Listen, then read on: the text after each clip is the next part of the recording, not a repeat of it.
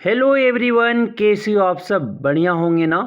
Class 10th ICSE board के exam आपका 9 मार्च को है और यहाँ पे हम फिज़िक्स के इम्पॉर्टेंट पीवाईक्यू 15 एमसीक्यू देखने वाले हैं जो आपके आने वाले एग्ज़ाम के लिए इम्पॉर्टेंट हो सकता है। तो चलिए बिना लेट किए हुए हम 15 इम्पॉर्टेंट क्वेश्चंस करते हैं। मेरी जान, पहला क्वेश्चन जो बोला गया कि choose the correct answer of the questions from the given option. पहला क्वेश्चन बोला गया, when a bell fixed on a cycle ring the energy conversion that take place is. तो मानिए कि एक साइकिल रिंग है। साइकिल रिंग में क्या क्या लगा दिया गया है, ये आपका लगा दिया गया है कि आपका साइकिल रिंग में आपका एक बेल को फिक्स्ड कर दिया गया। वो एनर्जी जो है काइनेटिक एनर्जी को, जो आपका मैकेनिकल एनर्जी को साउंड एनर्जी में क्या करता है, कन्वर्ट करता है। काइनेटिक एनर्जी मतलब क्या है, एक मैकेनिकल एनर्जी है और मैकेनिकल एनर्जी को किस में कन्वर्ट करता है, वो आपका साउंड एनर्जी में कन्वर्ट करता है। क्या हो जाएगा, ऑप्शन बी हो जाएंगे बच्चों। अगला क्वेश्चन मेरी जान, अगला क्वेश्चन बोला गया है कि एक डोर जो लॉक किया गया है ओपनड बाय टर्निंग आपके लीवर हैंडल ऑफ लेंथ कितना है, 0.2 मीटर और मोमेंट ऑफ फोर्स जो प्रोड्यूस कर रहा है 1 न्यूटन मीटर कर रहा है। तो मिनिमम फोर्स जो रिक्वायर्ड होगा वो क्या होगा, तो आपको पता होगा टॉर्क बराबर या मोमेंट ऑफ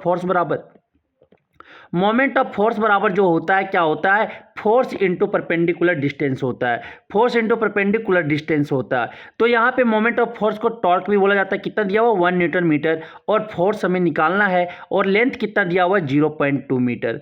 यहाँ से सॉल्व करोगे तो 1 बाय क्या हो जाएगा, 0.2 और एक पॉइंट हटेगा, ये क्या आ जाएगा 10, एक कट के कितना आ जाएगा बच्चों, 5। क्या आ जाएगा, 5 आपकी न्यूटन आ जाएंगे। क्या आ जाएगा, 5 न्यूटन आ जाएगा। ऑप्शन ए हो जाएगा वह, ऑप्शन ए हो जाएंगे। अगला क्वेश्चन बोला गया है, अगला क्वेश्चन क्या बोला गया है कि एक फोर्स एफ है जो मूव्स कर रहा है लोड आपके फ्रॉम ए टू सी, ए से सी तक आपका मूव कर रहा है as shown in the figure below, जैसे फिगर में आपका दिखाया गया है। For the calculation of the work done के कैलकुलेशन के लिए which of this length would you use as the displacement, किस लेंथ को आप यूज करोगे डिस्प्लेसमेंट के रूप में। तो जिधर फोर्स लग रहा है उधर ये क्या होना चाहिए, आपके डिस्प्लेसमेंट होना चाहिए, वही लेंथ होना चाहिए। तो क्या हो जाएगा, 5 मीटर हो जाएंगे। क्या हो जाएगा, 5 मीटर। फोर्स इधर लग रहा है तो डिस्प्लेसमेंट भी वही डायरेक्शन में होना चाहिए। तो वो डायरेक्शन में कितना आ रहा है, हेपोटेनियस आ रहा है, मतलब क्या हो जाएगा, 5 मीटर हो जाएंगे। ऑप्शन सी हो जाएंगे। अगला क्वेश्चन बोला गया है कि एक रेडियो एक्टिव न्यूक्लियस कंटेनिंग, जिसमें आपके 128 न्यूक्लियॉन्स है, मतलब न्यूट्रॉन और प्रोटॉन कितना है आपके न्यूट्रॉन प्रोटॉन आपका 128 है, जिसमें आपका बीटा पार्टिकल इमिट कर रहा है। तो आफ्टर बीटा इमिशन जो बोलता है कि number of nucleus present in the nucleus will be, तो एटॉमिक नंबर जो है 1 से बढ़ जाएगा, 1 से क्या कर जाएगा, इंक्रीज कर जाएगा।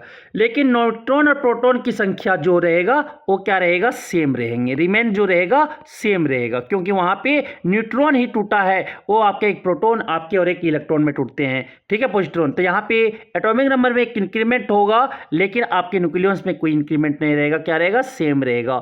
ऑप्शन ए हो जाएंगे। अगला क्वेश्चन बोला गया क्या, अगला क्वेश्चन बोला गया है कि असर्शन और रीजन का है कि ultraviolet radiation are scattered more as compare to the microwave radiation. Ultraviolet आपके यूवी रेडिएशन जो है वो ज़्यादा स्कैटर करता है, क्योंकि माइक्रोवेव रेडिएशन से ज़्यादा आपके कंपेयर्ड में। तो ये क्या है, ट्रू है, क्योंकि अगर जिसका लेमडा कम होगा वो स्कैटर ज़्यादा करेगा, तो यहाँ पे देखोगे तो अल्ट्रावायलेट रेडिएशन का जो आपका क्या वेवलेंथ जो है माइक्रोवेव से कम है। अल्ट्रावायलेट रेडिएशन का जो आपका वेवलेंथ है वो माइक्रोवेव से क्या होगा, कम होगा। जो आपका स्टेटमेंट ये क्या है, गलत है। असर्शन सही है और रीजन फॉल्स है। क्या हो जाएगा, ऑप्शन बी हो जाएंगे। ऑप्शन बी सही हो जाएगा। अगला क्वेश्चन बोला गया नेक्स्ट, क्वेश्चन नंबर 6 क्या बोले गए कि when the stem of vibrating tuning fork is pressed on A table पे हम फोर्स करते हैं, ठीक है, प्रेस्ड करते हैं ट्यूनिंग फोर्क को, तो ये क्या करता है, स्टेम ऑफ वाइब्रेटिंग करता है। जब the table top starts vibrating, table top क्या करता है, वाइब्रेट करना स्टार्ट कर देता है। This vibration are definitely an example of, तो ये वाइब्रेशन जो है डेफिनेटली किसका एग्जाम्पल है, तो ये आपका जो है फोर्स वाइब्रेशन का है, क्योंकि आप क्या किया, टेबल पे फोर्स लगाए तब आपका टेबल टॉप जो है वाइब्रेट करना लगा। क्या हो जाएगा, ऑप्शन सी हो जाएंगे। ऑप्शन सी हो जाएगा। अगला क्वेश्चन बोला गया है कि which of the following is a class 3 lever. तो व्हील बेरो जो होगा वो आपका क्या हो जाएगा, क्लास 3 लीवर हो जाएगा, क्योंकि इसका जो आपके करेक्ट एक्सप्लेनेशन होंगे 7 का, सॉरी ह्यूमन फोर आर्म, क्या बोल रहे हैं हम भी, ह्यूमन फोर आर्म जो होगा वो क्लास 3 लीवर होगा, क्योंकि क्लास 3 एल्बो जो आपका काम करेगा पीवोट की तरह काम करेगा, और बाइसेप मसल जो अप्लाई करेगा फोर्स की तरह, और load is placed on the palm, palm पे क्या होगा, वो आपका लोड होंगे। तो ये क्लास 3 लीवर की तरह ह्यूमन फोर आर्म करेंगे, ऑप्शन डी हो जाएगा।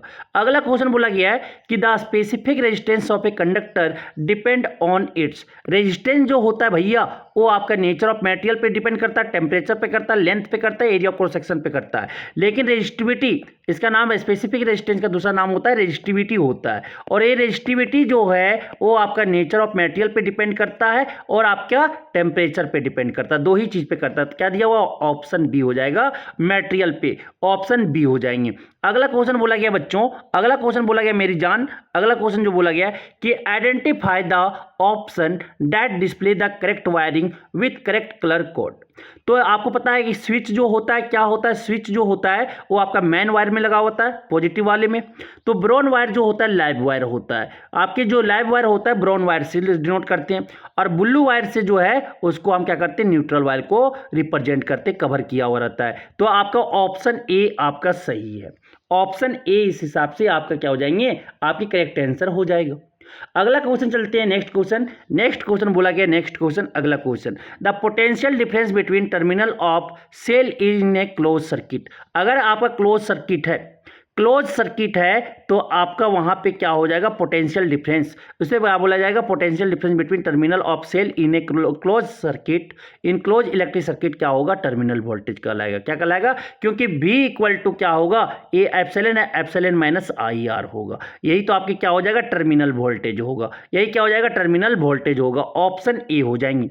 अगला क्वेश्चन बोला गया है कि during melting of ice at 0 degree Celsius, energy जो होगा वो क्या कर दिया जाएगा, एनर्जी जो होंगे वो क्या कर लिया जाएगा, ऑब्जर्व कर लिया जाएगा, और टेम्परेचर जो रहेंगे कांस्टेंट रहेगा, क्या हो जाएगा, energy is observed and temperature remain constant during melting of ice at 0 degree Celsius, option B हो जाएंगे।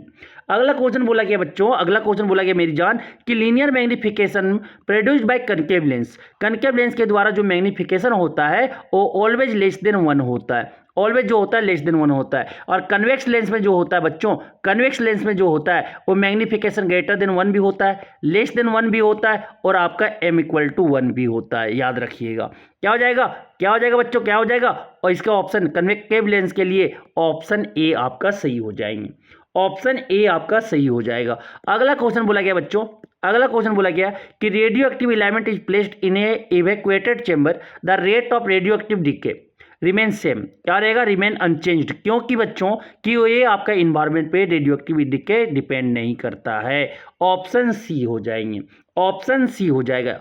अगला क्वेश्चन बोला गया है क्या कि आपकी जो ग्राफ शोन किया गया है, heat energy supplied against change in temperature when no energy is lost to the surrounding, the slope of this graph will be. तो हीट एनर्जी बाय क्या हो जाएगा बच्चों, बाय आपका चेंज इन टेम्परेचर हो जाएगा। ये क्या बताता है, हीट कैपेसिटी बताता है, क्या बताता है, हीट कैपेसिटी बताता है, ऑप्शन डी हो जाएंगे।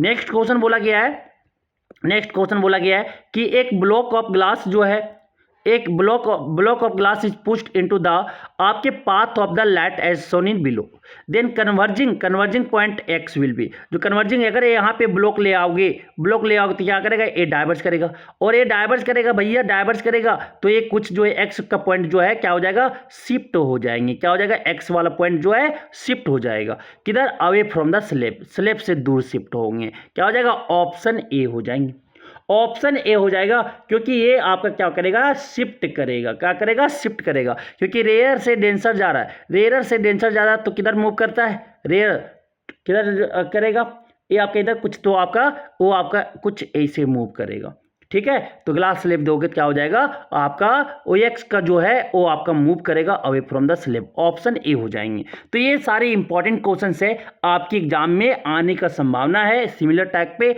इस तरह का क्वेश्चंस आप जरूर प्रैक्टिस करके जाएं। धन्यवाद, थैंक यू।